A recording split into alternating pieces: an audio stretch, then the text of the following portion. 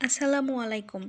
ঢিকিতে আটা কুটে নিয়ে এসেছে আম্মু, কারণ তার মেয়ে ও তার জামাইদের জন্য পিঠা বানাবে। মাসকলাইয়ের ডাল গুঁড়া করার ভিডিও দিতে পারলেও কিন্তু আটা কোটার ভিডিওটা দিতে পারিনি, কারণ আমি সেদিন একটা দাওয়াতে গিয়েছিলাম। তো এখানে আম্মু নারকেলটা রেডি করে নিচ্ছে, প্রথমে পানি বের করে তারপর ফাটিয়ে নিল। মাশাল্লাহ, দেখতে কিন্তু অনেকটা বেশি ভালো ছিল। ভালো তো হবেই, দামও তো অনেক বর্তমানে নারকেলের যে দাম। তো আজকে আম্মু বানাবে হচ্ছে কুশলি পিঠা। এখানে আমরা 4 জন মিলে পিঠা বানাচ্ছিলাম। নানি আটা রেডি করে দিচ্ছিল, মানে বানিয়ে, রুটি বানিয়ে কেটে কেটে রেডি করে দিচ্ছিল, আর আমি আর আমার বোন মিলে এই তো কুশলি পিঠায় পুর ভর্তি ছিলাম। তো এখানে হচ্ছে চিনি দিয়ে করা হয়েছে, এই জন্য কালার কম এসেছে। আর আম্মু এখানে ভেজে নিচ্ছিল। আর আমরা হচ্ছে দুধে ভিজাবো, কুশলি পিঠা দুধে ভিজিয়ে খাবে, এটা আমার হাজব্যান্ডের অনেক বেশি পছন্দ, তাই করা হচ্ছে। যেহেতু সেও ছুটিতে এসেছে, 16 ডিসেম্বরে ছুটিতে 2 দিন গিয়েছিল।